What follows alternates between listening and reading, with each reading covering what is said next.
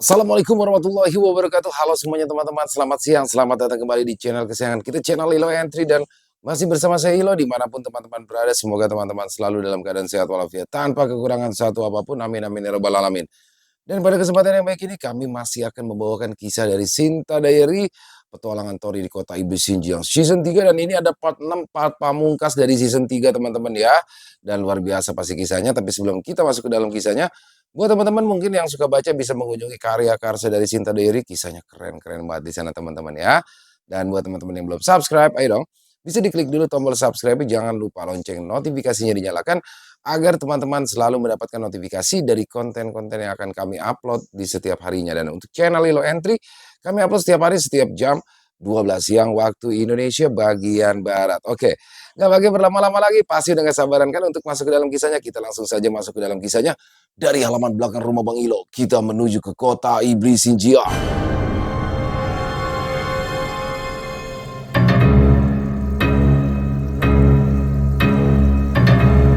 Ketika manusia merasuki iblis.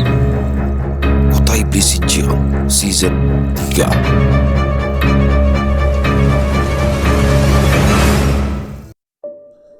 Di dalam gedung Ling'e, hampir dari seluruh perwakilan peserta turnamen telah tiba setelah 3 hari kedatangan Tang Yin, Yuda, dan Rama mewakili perusahaan yang dimiliki oleh Tang Yin, Tang Industri, yang bergerak dalam bidang industri teknologi.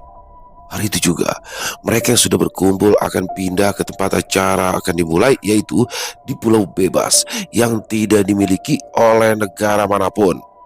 Nama pulaunya adalah Pulau Langba, pulau kecil yang cukup jauh dari wilayah Cina. Sepertinya masih belum ada yang datang. Apa kita akan lebih dulu ke Pulau Langba? Bagaimana menurut kalian? Ucap Fushi, direktur Ling'e. Kenapa mereka harus terlambat? Apa mereka takut? Balas Bruke, wakil geng kartel Meksiko. Kartel adalah organisasi kriminal terbesar di wilayah Meksiko yang berada di benua Amerika Utara dan salah satu organisasi dengan perdagangan narkoba terbesar. Hati-hati bicara, Brook. Di sini bukanlah benua Amerika. Jika kau mati di sini tidak ada yang akan disalahkan, sahut Jacobs, wakil Street Gang USA. Street Gang adalah kumpulan geng motor besar yang menguasai seluruh jalanan Amerika Serikat. Tidak ada yang berani menyinggung mereka. Bahkan kepolisian Amerika takut karena Street Gang adalah kumpulan orang-orang kaya dan memiliki pengaruh besar seperti anggota militer dan polisi. Street Gang dan kartel juga sudah berselisih sejak lama. Brak! Tutup mulutmu, Jacob. Aku bisa saja membunuhmu di sini.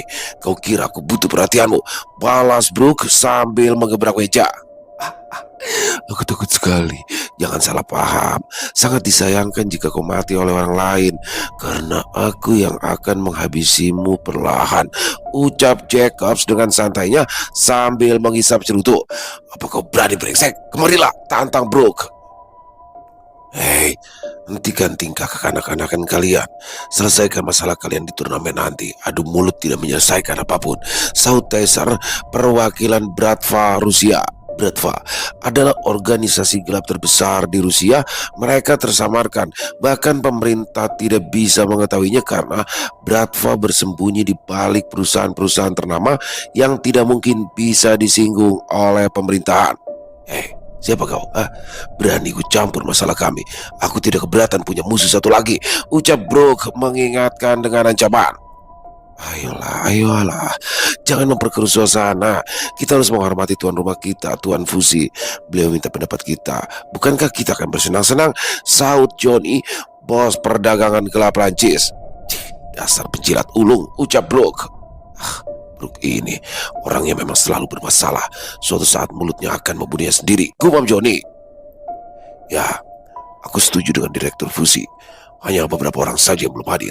Pihak kami juga sudah tiba tadi pagi, jadi lebih baik kita berangkat lebih dahulu, kata Kim Yun, perwakilan Triad. Kami ikut keputusan Direktur Fushi, saut Muka, perwakilan Demungiki Afrika. Aku juga ikut, terserah, ikut, next, let's go, sahut beberapa orang penting yang ada di dalam ruangan yang tidak bisa disebut satu persatu. Tang, siapa kedua orang hitam itu? Tanya Yuda. Oh, Mereka juga peserta sepertimu. Mereka akan menjadi sekutumu saat pertandingan kelompok berlangsung. Jawab Tang Yin. Mereka seperti bukan manusia, ucap Rama. Tidak perlu khawatir. Mereka manusia biasa, sama seperti kalian, Milo dan Jimmy. Mereka dari Afrika. Sudah menjadi kebiasaan bagi mereka warga Afrika. Setiap ada turnamen seperti ini, mereka selalu menambahkan sesuatu dengan hal mistis. Hal ini tidak akan dianggap curang. Hanya senjata api yang tidak diperbolehkan.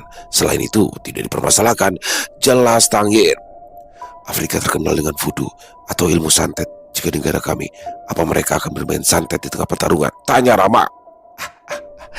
Aku memikirkan dan memahami perkataanmu, sungguh sesuatu yang konyol. Tentu saja mereka tidak akan melakukan seperti yang kau katakan. Mereka memiliki metode untuk melakukan ritual pemanggilan. Entah apa yang dipanggil untuk membantu aku tidak tahu. Tapi kalian berdua tanpa harus melakukan ritual seperti itu, bukankah kalian juga bisa melakukannya? Jawab Tang Yin. Oh ya, aku rasa aku mengerti, ucap Rama. Baiklah, perhatian semuanya. Besok kita akan berangkat ke Pulau Langba. Tentu saja di sana juga disediakan hiburan yang tidak kalah menarik daripada di sini. Untuk tidak mengurangi rasa hormatku, hari ini akses seluruh hiburan di Gedung Ling E bisa kalian gunakan secara gratis, ucap Direktur Fusi. Akhir kata, Fusi disambut dengan tepuk tangan yang meriah. Pusat hiburan di Gedung Ling E kebanyakan adalah perjudian, tapi untuk bisa bermain harus melakukan pendaftaran terlebih dahulu dengan biaya yang tidak sedikit. Membosankan. Carlos, Evan, ayo pergi cari sesuatu yang menyenangkan di luar, ucap Brooke. Siap bos, balas mereka. Carlos adalah seorang petarung jalanan. Sudah banyak yang menjadi korban kebrutalannya. Dia salah satu yang terkuat di kartel dan menjadi eksekutif di geng kartel. Sedangkan Evan adalah seorang pembunuh bayaran dengan jasa paling rendah 1 juta peso Meksiko, sekitar 900 juta rupiah kurang lebih. Dia tidak pernah gagal dalam aksinya. Meskipun Evan bukan bagian dari kartel, dia tertarik ikut turnamen karena hadiahnya dan bersedia membawa nama kartel. Tang, lama tak berjumpa. Sang pembuka, salah satu petinggi Demungiki Afrika. Oh Tuan Muka, Anda masih terlihat luar biasa seperti biasa, balas Tang Yin memeluknya. Seperti biasa, kita akan bersekutu pada babak pertama pertarungan kelompok. Ngomong-ngomong, dari mana asalnya petarungmu, Tang? Tanya Muka. Oh, mereka dari Indonesia. Jangan melihat fisik mereka, Tuan Muka. Mereka juga memiliki sesuatu yang dimiliki oleh petarungmu tanpa ritual, kontrak, dan persembahan, bisik Tang Yin. Oh benarkah? Kalau begitu turnamen kali ini pasti akan menarik. Tapi yang aku dengar, Yakuza juga memiliki petarung hebat. Dan ada beberapa peserta dari negara lainnya yang memiliki kemampuan yang tidak bisa diremehkan. Turnamen kali ini lebih sulit daripada yang sebelumnya, tutur Muka. Saat pertemuan selesai, datang seorang lelaki tua bersama seorang pemuda. Wah, sudah selesai pertemuannya ternyata, ucap Master Si. Kim Hyun langsung menghampiri lelaki tua tersebut. Selamat datang Master Si. Anda tidak perlu kesini juga tidak masalah. Salam Tuan Muda Yo, ucap Kim Hyun sopan. Aku hanya ingin menyapa Direktur Fusi, balas Master Si. Senang bertemu Anda Master Si. Anda tampak luar biasa, sapa Fusi. Direktur Fu, terlalu baik. Aku dengar Ming Tian akan ikut dalam turnamen kali ini. Apa itu benar? Tanya Master Si. Tang Yin langsung menoleh ke arah mereka. Ya, aku rasa benar. Tapi Master Ming belum tiba dengan jadwal yang sudah ditentukan. Jika misalnya beliau tidak datang, maka pastikan dia datang. Master Si memotong ucapan Fuzi dan mengatakannya dengan tegas. Ucapan Master Si mengandung niat membunuh yang kuat. Sebagian para petarung yang mempelajari ilmu spiritual bisa merasakan niat membunuh tersebut. Bos, siapa pria tua itu? Aku rasa dia sangat berbahaya, ucap Evan. Tidak perlu dipikirkan. Ayo segera pergi, balas Bro, kemudian meninggalkan ruangan tersebut. Evan mungkin bukanlah seorang praktisi spiritual, tapi dia mampu merasakan energi niat membunuh Master Si. Evan sangat sensitif karena memang dia tugasnya sebagai pembunuh bayaran. Apa-apaan ini? Semuanya menciut hanya gertakan dari seorang tua bangka sepertinya. Hei orang tua, dari ucapanmu barusan, sepertinya kau ikut berpartisipasi di turnamen ini. Ini bukan panti jompo, lebih kau cedua. Tanpa banyak bicara, tubuh besar Robert melayang di udara setelah Master C menendang dagunya dengan sangat cepat hingga gigi-gigi bawahnya hancur. Brak! Robert terjatuh ke lantai dalam sekejap. Master C sudah berada di dekat Robert. Telapak tangan Master C langsung diarahkan lehernya. Cap! Seseorang menghentikan Master C tepat waktu sebelum tangan yang setajam pedang menembus leher Robert. Tolong hentikan Tuan, ini adalah ruang rapat, ucap salah seorang samurai bernama Kazam dari Yakuza. Siapa orang itu? Berani-beraninya menghalangi Master, tapi dia berhasil menghentikan serangan Master tepat waktu sebelum menembus leher pria itu. Dia cukup kuat, Gumabeosan. Hei, siapa kau berani menghalangiku? Dan lepaskan tanganmu, ucap Master C. Maafkan saya Tuan, saya Kazam dari Jepang. Tidak bijak bertarung di tempat seperti ini. Saya tidak bermaksud. Sering seseorang tiba-tiba ingin menebas Master C saat ia berusaha untuk menyerang Kazam yang sedang menunduk hormat kepadanya. Untungnya Master C dengan sigap mundur sehingga sabetan pedang seseorang tersebut tidak mengenai lengannya. Jika saja Master C telat menghindar, dia pasti sudah kehilangan dengannya. Master, aku baik-baik saja. Kazam, ini bukan di Jepang. Tidak perlu menunduk kepala lebih rendah kepada orang tua sepertinya. Kau bisa kehilangan nyawa jika kau ulangi lagi, ucap Riku, salah satu peserta turnamen dari Yakuza.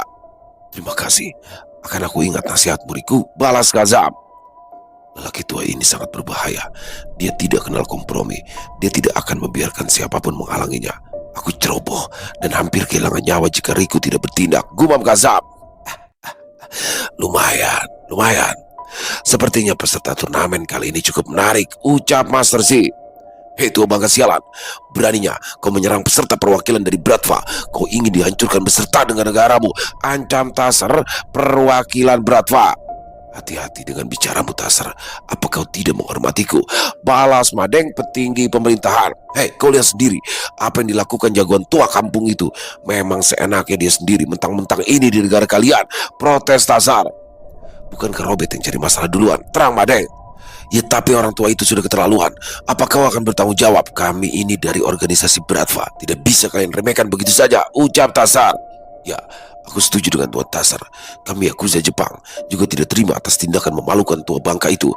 Benar-benar tindakan pengecut menyerang saat musuh lengah, saut Hariki perwakilan Yakuza Jepang. Kalian ingin bermain denganku? Ayo majulah.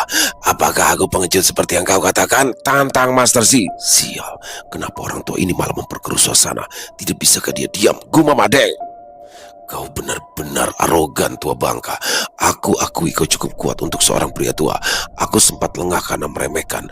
Akan kubuat remuk kau pria tua. Robert sangat marah. Kini situasi semakin bertambah panas. Mereka yang tidak terlibat mulai mendukung masing-masing pihak, yang membuat situasi semakin sulit untuk dikendalikan. Master C adalah orang yang mudah tersinggung, pemarah, kejam, dan pendendam.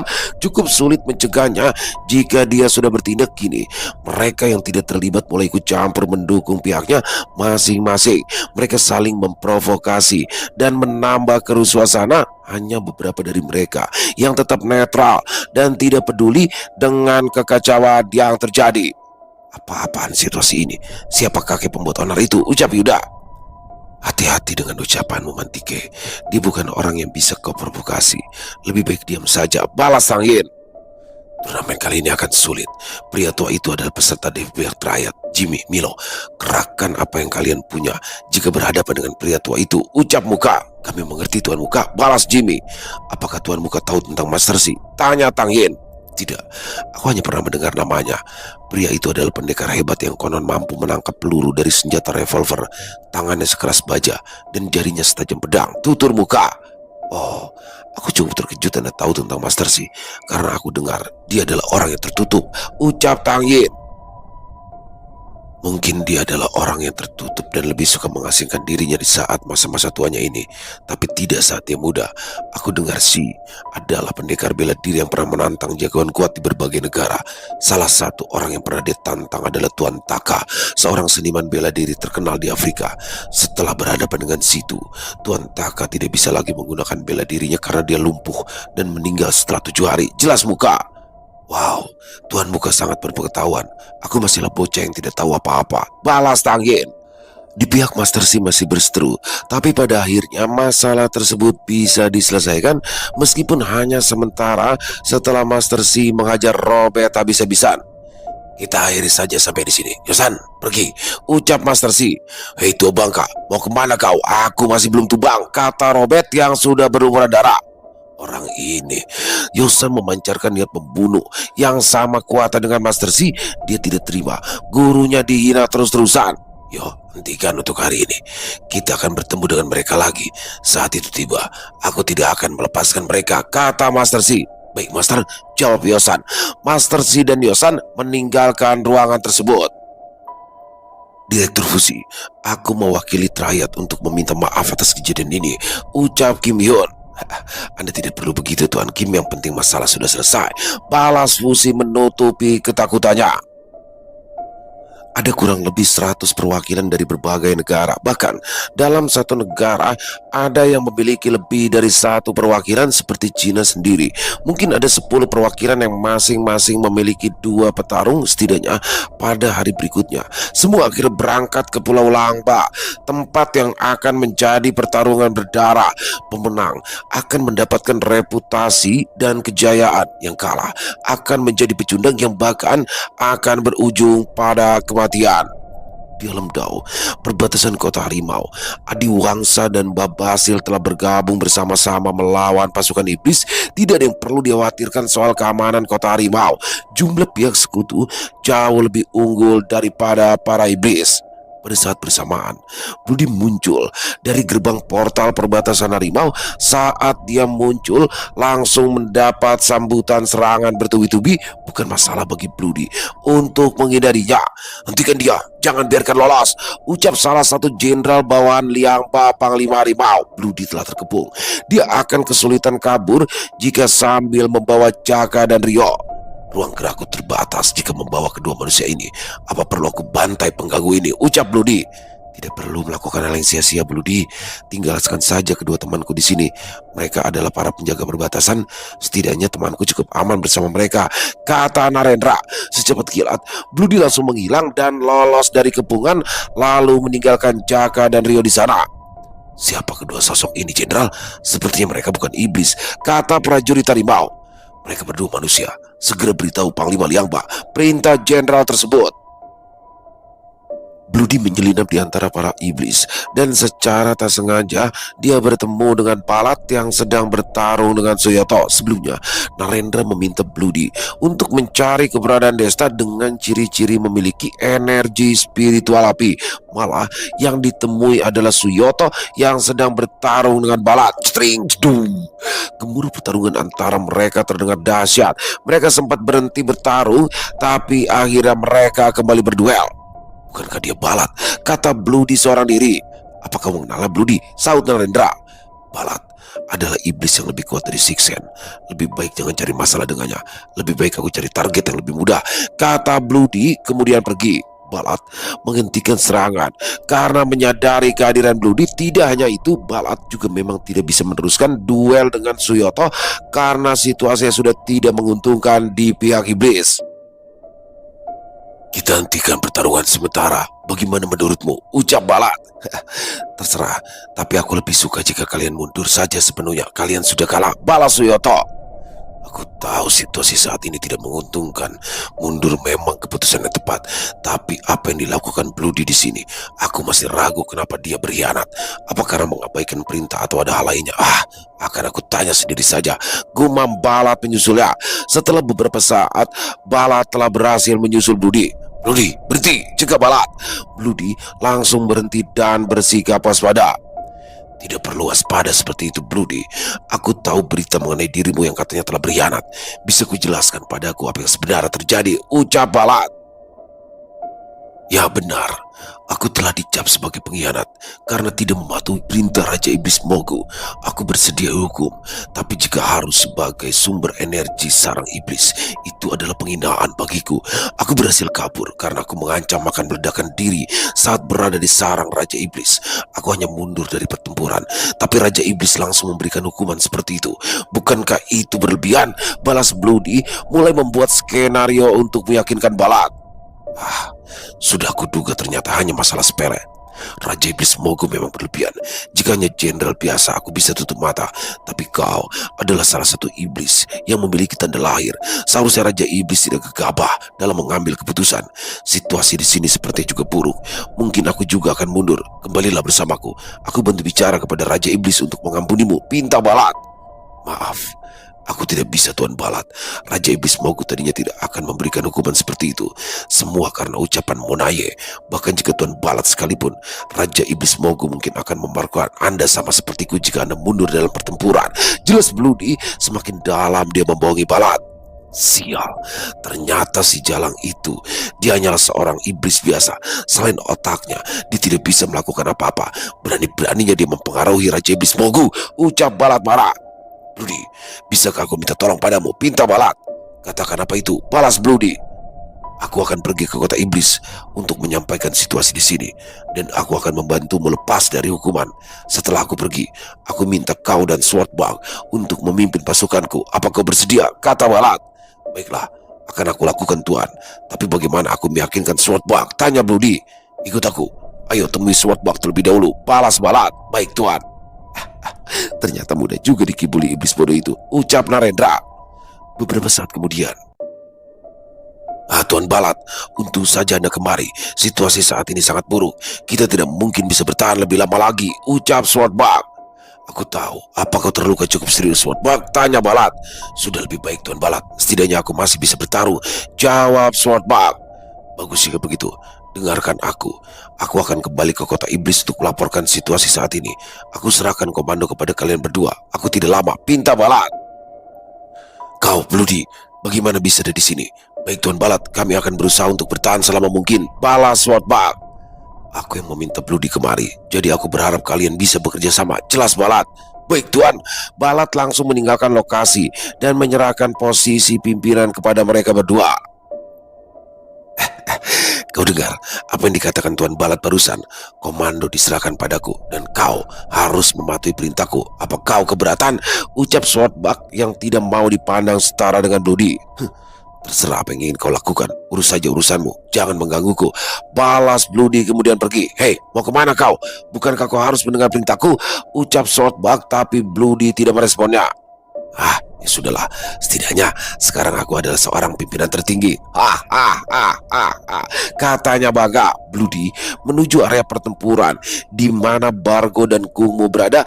Karena aktivitas spiritual api cukup terasa di sana, Janoko dan Wukong tengah bertarung dengan mereka. Desta menyingkirkan para prajurit iblis yang mengganggu. Bloody menghentikan pertarungan mereka. Hentikan sebentar pertarungan kalian, ucap Bloody. Hei, siapa kau sialan? Kata Wukong. Oh, bukankah Anda Tuan Bloody? Kata Bargo. Bagus, sepertinya kita juga mendapatkan bantuan, sahut Kongmo. Kau, namamu Desta bukan? Aku ingin bicara padamu, ucap Bloody. Bagaimana jika dengan tindakan bicaranya? Brr, Desta langsung menerjang Bloody. Cedum. Hati-hati Tuan, jangan khawatir Janoko. Bloody sengaja menghindar dan memancingnya agar menjauh dari Bargo dan Kongmo. Sudah cukup Mas Des. Ini aku Narendra. Dengarkan aku. Aku tidak memiliki banyak waktu untuk menjelaskannya. Dengar, kota kura-kura sudah jatuh. Jaka dan Rio sekarang berada di dekat gerbang perbatasan. Temui mereka dan bawa pergi dari sini, ucap Bloody. Omong kosong apa ini? Apa kau salah satu iblis yang mengambil pikiran orang lain? Balas Desta yang tentunya tidak mempercayai ucapan Bloody. Memang cukup sulit untuk meyakinkan Desta. Dia sudah mengalami banyak hal di alam jin, mulai dari karakter hingga kemampuan jin. Desta sudah tahu sebagian besar. Lagi pula, jika Desta tahu apa yang sebenarnya terjadi dengan Narendra, Desta pasti akan mengamuk, yang mungkin malah akan membahayakan Bloody. Bagaimana caranya Bloody meyakinkan Desta? Sedangkan Swordbug sendiri sedang tenggelam dalam kesenangannya sendiri. Dia tidak tahu bahwa bencana akan menimpa dirinya. Narendra bingung bagaimana menjelaskan kepada Desta. Ucapan saja tidak akan bisa membuatnya percaya. Meskipun fakta-fakta yang diucapkan Bloody adalah benar, Desta sudah bertemu berbagai macam makhluk yang mampu meniru pikiran manusia berubah bentuk, meniru kemampuan dan lain sebagainya. Mas Des, tolong dengarkan aku. Meskipun kau tidak bisa mempercayaiku, setidaknya pertimbangan apa yang aku katakan. Semuanya sudah aku jelaskan dan semua itu adalah kebenaran. Sekarang perintahkan semua pasukanmu mundur. Memenangkan pertempuran di sini tidak akan merubah apapun, ucap Bloody. Desta hanya mendengarkan saja bualan Bloody dengan tatapan yang sama sekali tidak mempercayainya. Manusia ini sulit sekali percaya. Apa perlu aku berubah bentuk menjadi dirimu, kata Bloody. Tidak, itu tidak perlu. Malah dia nanti semakin tidak percaya. Yang penting kau telah menyampaikan semuanya. Terima kasih.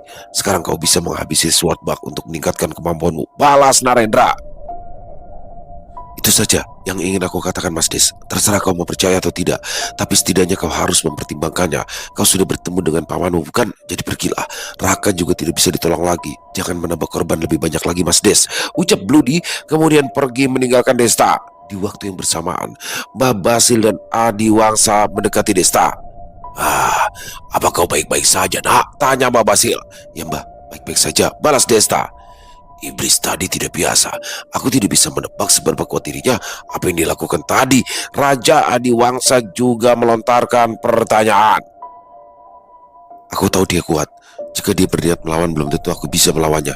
Tapi iblis itu hanya ingin bicara denganku, ternyata hanya bicara omong kosong. Dia itu mengatakan, jawab Desta, dan menjelaskan semua yang tadi dikatakan Bloody. Memang apa yang dikatakan olehnya kemungkinan hanya kebohongan semata, tapi sepertinya tidak memiliki motif yang tersembunyi. Mengingat dia mengatakan saat situasi seperti sekarang ini. Tapi tidak ada salahnya jika membuktikan ucapannya.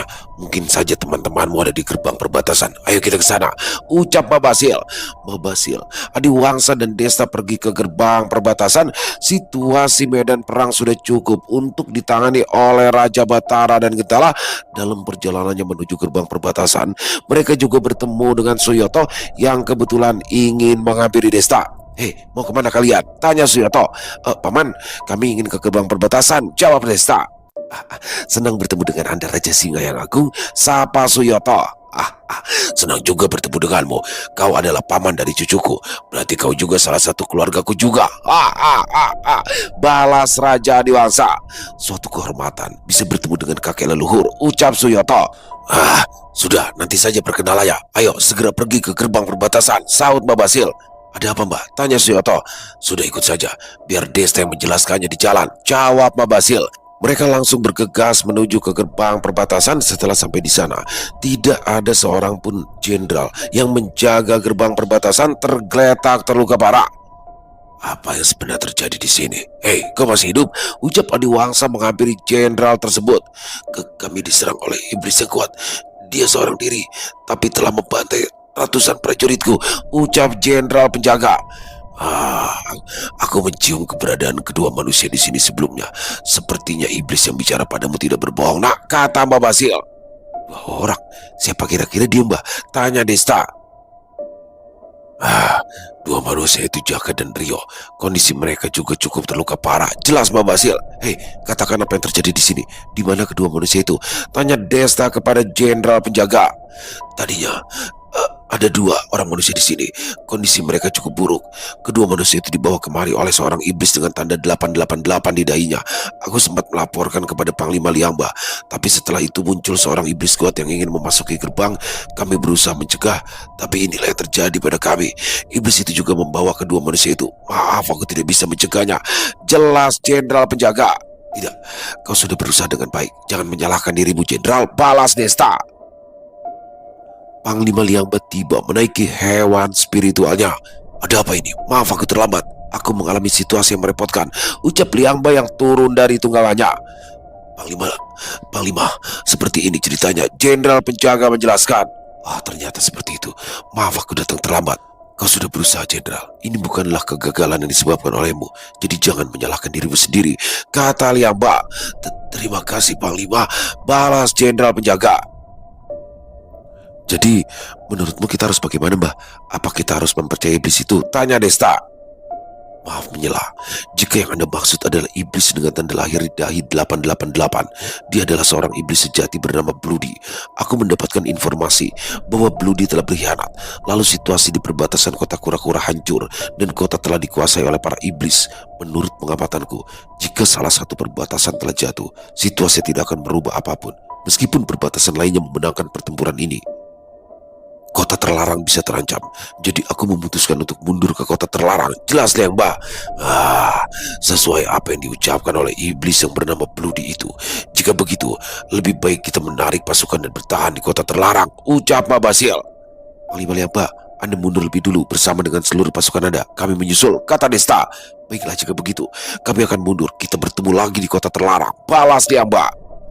Apa yang akan kau lakukan lagi, Des?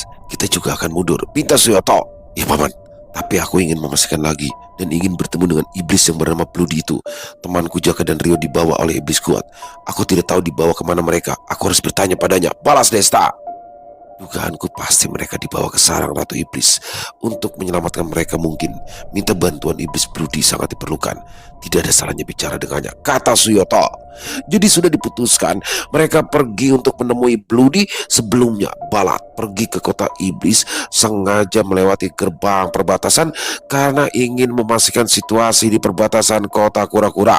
Jaka dan Rio dibawa sebagai oleh-oleh. Setidaknya dia kembali tanpa tangan kosong. Sementara itu, saat Bloody meninggalkan Desta, dia berniat ingin membunuh Swartbug.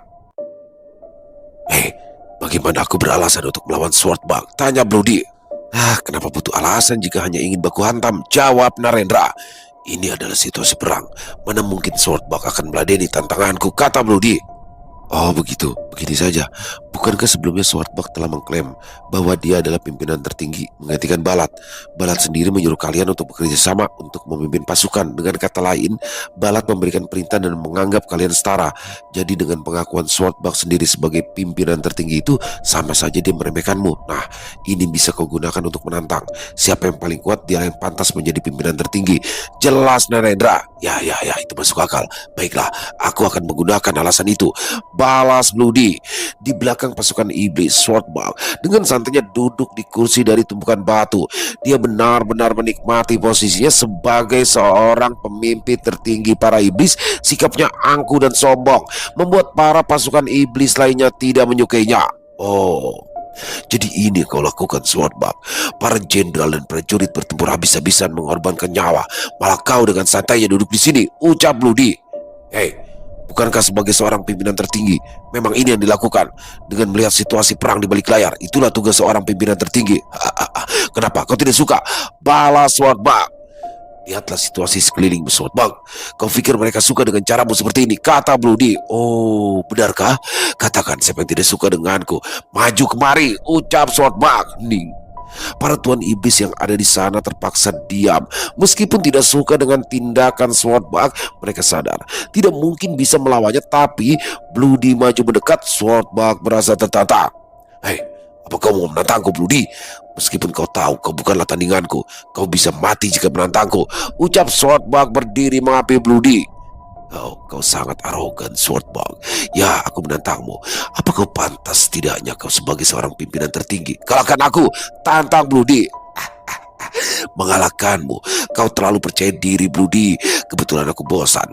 Akan aku buat kau merasakan sakitnya tubuhmu terkoyak oleh senjata berduriku. Swartbug langsung melesat hilang dari pandangan Bloody dalam sekejap. Dia telah berada di belakang Bloody, siap untuk mencabiknya. Responmu sangat lambat. Rasakan akibatnya karena berani menentangku. Tiba-tiba Swartbug mundur dengan sendirinya dan mengurungkan niatnya untuk menyerang Bloody diam-diam. Sesial, apa itu? Naluriku mengatakan jika tadi aku menyerangnya aku akan mati seketika. Tekanan mengerikan itu. Apa itu? Gumam Swartbug ketakutan.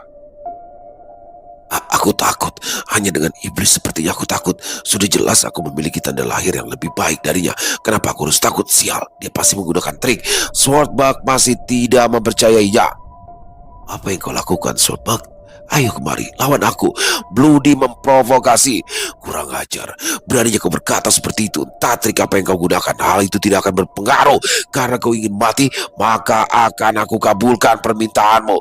Swordbug seperti tidak ingin menahan diri. Dia ingin menyelesaikan pertarungan itu dengan cepat. Energi iblis menyelimuti tubuhnya dan dia bersiap untuk melancarkan serangan terkuat. Beberapa pedang berduri muncul di belakang anggota tubuh Swordbug. Dengan kecepatan tinggi dia menyerang Bloody. Trang, trang. Wah!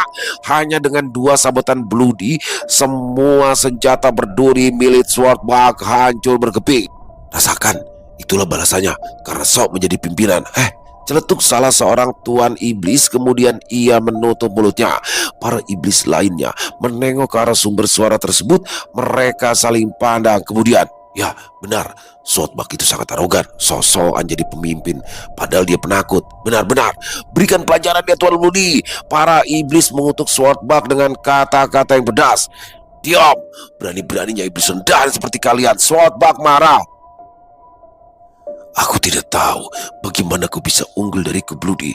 Jelas-jelas aku lebih baik darimu, ucap Swordbug. Mari beri kejutan padanya. Cring, cring, cring. 888, 868. Kau sebenarnya memiliki tanda lahir 868. Pantas saja kau bisa mengalahkanku. Baik, aku mengaku kalah, kata Swordbug. Berani menerima tantanganku, berarti harus siap mati.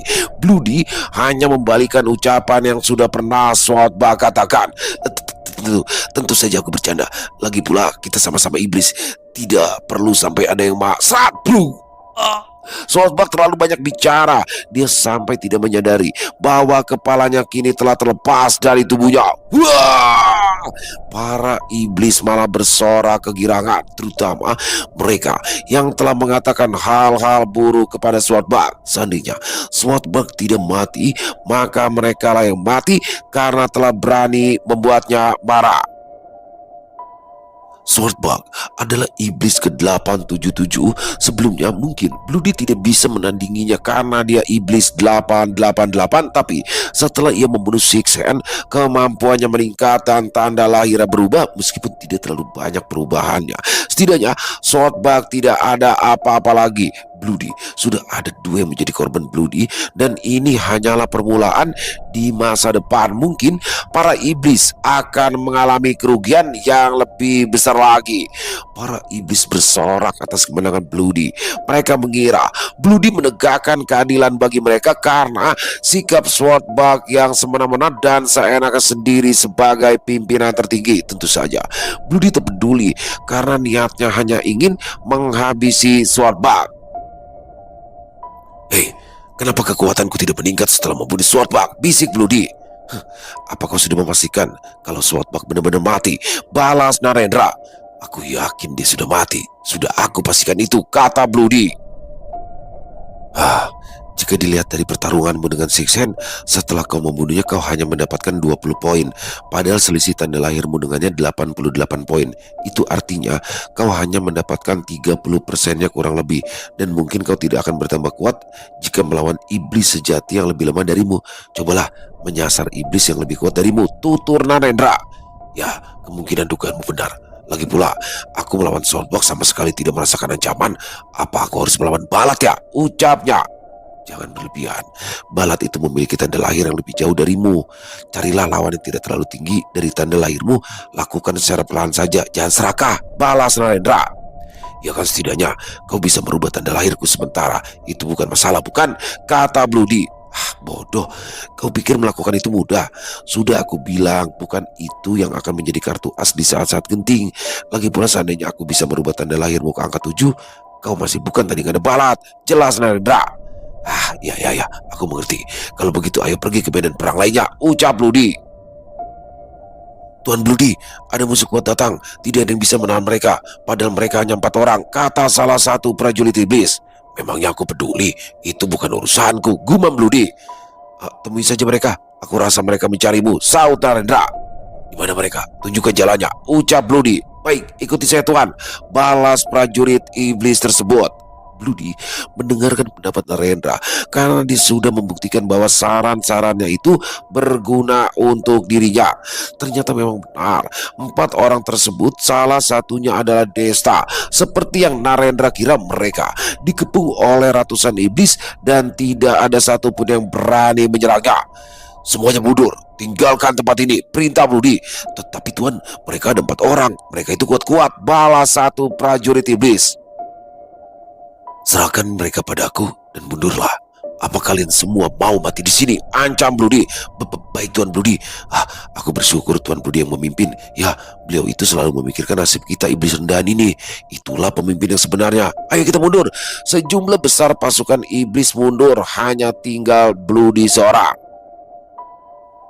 Sebenarnya apa yang terjadi? Kau ini Bloody atau Narendra? Ucap Desta. Bisa dikatakan, aku adalah Bloody, tapi pikiranku adalah Narendra. Jawab Bloody. Jadi benar, kau mencuri ingatan Narendra. Lalu apa yang terjadi dengan dirinya? Wrrr! Desta langsung mengeluarkan api komara, bersiap untuk menyerang Bloody jika jawabannya tidak memuaskan. Aku sudah mengatakan yang sebenarnya, Mas Des. Aku adalah Bloody dan aku juga Narendra. Ini adalah kemampuan Roro yang menyuntikkan jiwaku di jiwa Bloody. Aku sudah menjelaskan semua padamu sebelumnya.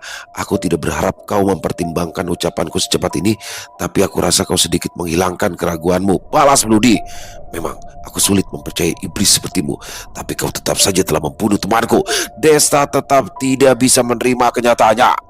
Hentikan amarahmu, nak. Ini adalah perang. Segala sesuatunya bisa terjadi. Aku rasa Bloody ini memiliki jalan yang lurus, meskipun aku tidak tahu ada niat tersembunyi atau tidak. Saud Mabasil. Jelas ada yang berbeda dengan iblis ini. Aku lebih paham tentang sifat iblis daripada semuanya di sini. Bloody ini memiliki sikap layaknya seorang manusia. Meskipun aku tidak yakin harus mempercayainya, tapi dia tidak memandang kita sebagai musuh. Ucap Suyoto. Jaka dan Rio telah dibawa oleh seorang iblis yang kuat. Sesuai yang kau katakan, mereka ada di gerbang perbatasan sebelumnya. Apa kau tahu iblis mana yang membawa Jaka dan Rio? Tanya Desta. Sebagian jenderal iblis telah mati. Swordbuck yang menjadi satu-satunya iblis kuat di sini sudah aku bereskan. Hanya tersisa Bargo dan Gomu saja. Kemungkinan yang membawa Jaka dan Rio adalah Balat. Dia adalah pimpinan tertinggi pasukan iblis dan hanya dia yang pergi dari sini. Jelas Bloody? Ya, aku berhadapan dengannya saat itu. Dia memang sangat kuat. Saud Suyoto. Katakan padaku, bagaimana kami bisa pergi ke kota iblis terdekat? Apa kau bisa bantu kami mengantar ke sarang Ratu Iblis? Jaka dan Rio pasti ditempatkan di penjara di sana, bukan? Aku harus segera menolongnya. Ucap Desta. Tidak mungkin. Tidak mungkin bagiku kembali ke kota iblis. Aku telah dianggap sebagai pengkhianat. Hanya dengan kalian saja itu sama saja kalian cari kematian. Ada lebih dari 20 iblis sejati yang lebih kuat dari Balat di sana. Belum lagi Raja Iblis Mogu. Dan ada 2 pangeran iblis yang mungkin lebih kuat dari Raja Iblis Mogu itu sendiri. Tutur Bloody. Jaka dan Rio mengalami kondisi seperti itu juga pasti karenamu juga kan? Setidaknya kau harus bertanggung jawab untuk membawa mereka kembali. Tegas Desta. Sabarlah Des. Aku rasa Bloody ini sudah melakukan tanggung jawabnya. Jika tidak mungkin kedua temanmu ada di gerbang perbatasan. Jangan memaksa dan membuatnya sulit. Aku yakin dia telah melakukan yang terbaik. Jika saja dari awal kau tidak buang waktu dan bergegas menuju gerbang perbatasan, kedua temanmu mungkin bisa diamankan. Saud Suyoto. Tapi Paman, jika kita tidak segera bertindak, aku takut mereka. Desta memikirkan situasi terburuknya. Sementara ini Jaka dan Rio akan aman. Mereka tidak akan menggunakan sebagai sumber energi sarang Ratu Iblis secepat itu. Selama Jaka dan Rio memiliki kesadarannya, mereka tidak bisa melakukan apa-apa. Ucap Bloody. Tetap saja, kemungkinan terburuk bisa saja terjadi. Aku bertanggung jawab karena aku yang membawa mereka. Tidak mungkin aku tinggal diam. Balas Desta. Jangan menanggung beban itu sendirian, Mas Des. Kami memiliki keputusan kami sendiri. Tapi jika kau bersikeras ingin ke kota iblis, setidaknya kau harus mengumpulkan 5 bakat elemen yang berbeda. Kau pasti lebih paham soal itu daripada aku pastinya, kata Bloody. Desta tentu saja tahu itu, tapi dia tidak ingin melibatkan rekan-rekannya. Namun dia sadar tidak bisa bertindak sendirian. Dia bingung ingin mengambil keputusan. Bloody, lalu sekarang apa tujuanmu? Apa kau akan bergabung dengan kami? Ucap Suyoto. Aku akan bertindak sendirian. Aku tidak mungkin bergabung dengan kalian. Aku tidak bisa menyulitkan kalian karena aku adalah seorang iblis. Kalian mungkin bisa menerimaku, tapi tidak dengan yang lainnya. Aku akan bertindak dengan caraku sendiri. Aku akan memburu para iblis kuat. Anggap saja aku membantu kalian di balik bayangan. Hanya itu yang bisa aku lakukan. Sekarang, aku akan pergi ke perbatasan kota naga. Lebih baik kalian mundurlah dan bersiapkan rencana yang matang untuk gelombang iblis berikutnya. Balas Bloody kemudian pergi meninggalkan mereka. Cara bicara dia memang bukan seperti iblis. Jiwanya memang iblis, tapi dia memiliki hati seorang manusia. Aku yakin manusia yang bersama dengannya adalah Narendra. Aku harus berjuang seorang diri. Dia tidak menyerah meskipun sudah gagal. Dengan memanfaatkan jiwa Bloody, dia berjuang sekali lagi meskipun tidak diakui oleh kita. Nah, temanmu itu memiliki tujuan. Setidaknya kita juga memiliki tujuan yang sama. Jangan sia-siakan pengorbanannya hanya untuk kepentingan pribadi kita. Semua temanmu memiliki keputusan di jalan sendiri. Ini bukanlah tanggung jawab yang harus kau pikul sendirian atas hidup mati mereka. Hal itu tidak mereka inginkan. Jangan jadikan mereka sebagai kelemahanmu, tapi jadikan sebagai semangat juangmu. Berusahalah lebih giat untuk bertarung di sisi mereka, bukan untuk mengkhawatirkannya. Percayalah pada rekan-rekanmu karena mereka mempercayaimu. Tutur Raja Diwangsa. Suyoto memegang pundak Desta. Dia juga sependapat dengan apa yang dikatakan oleh Raja Diwangsa. Narendra meminta Bloody untuk menemui Desta lebih dulu karena memang dia mempercayai Desta. Narendra tahu bahwa Desta akan menyalahkan dirinya sendiri atas musibah yang menimpa teman-temannya. Narendra secara tidak langsung menunjukkan bahwa dia masih belum menyerah dan ingin Desta mempercayainya. Mereka sementara mempercayai apa yang dikatakan oleh Bloody. Raja Diwangsa menarik seluruh pasukannya dan mundur di kota terlarang. Kota harimau terpaksa harus dikosongkan. Para penduduk kota harimau tidak terlalu keras kepala seperti penduduk kota kura-kura. Meskipun dengan perjuangan meyakinkan penduduk kota harimau, Liamba tepat waktu mengevakuasi para penduduk kota. Sementara itu, di perbatasan kota naga, Tori dan Lao Che masih bertarung dengan sengit. Tori tidak menahan diri, begitu juga dengan Lao Che. Tetapi Lao Che yang memiliki kepercayaan diri tinggi, memiliki energi iblis yang melimpah, harus menelan pahit-pahit saat berhadapan dengan Tori. Sebanyak apapun energi iblis Lao Che, hal itu tidak sebanding dengan energi spiritual Tori yang tidak pernah habis. Hasilnya, Lao Che kalah dalam adu ketahanan. Tapi meskipun Tori unggul, sebenarnya energi spiritual tanpa batas yang dimilikinya juga akan berdampak buruk pada jiwa Tori jika dilepaskan secara berlebihan. Untungnya, Lao Che memilih untuk mundur dan mengakhiri duel 1 lawan 1. Bukan berarti pertarungan telah berakhir. Ini adalah awal dimulainya peperangan dengan skala besar yang pernah terjadi. Serbu! Perintah Lao Che. Tori belum sempat untuk mundur. Kondisi jiwanya cukup tertekan karena banyaknya energi spiritual yang dia keluarkan. Dia tidak bisa bergerak sementara dan menjadi titik rawan baginya.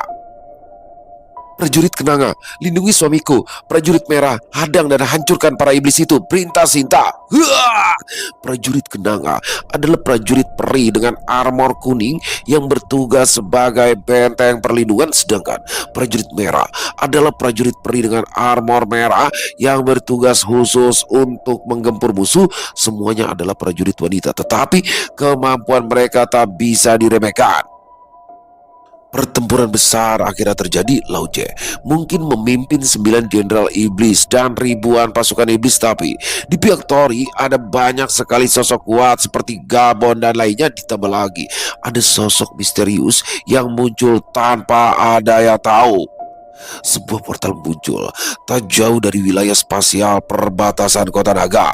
Sial, aku benar-benar kelelahan kali ini, ucap Bora, salah satu makhluk yang ahli dalam prinsip ruang. Kerja bagus temanku, balas Caraka. Pemandangan yang luar biasa. Akhirnya aku bisa mengamuk sesuka hatiku.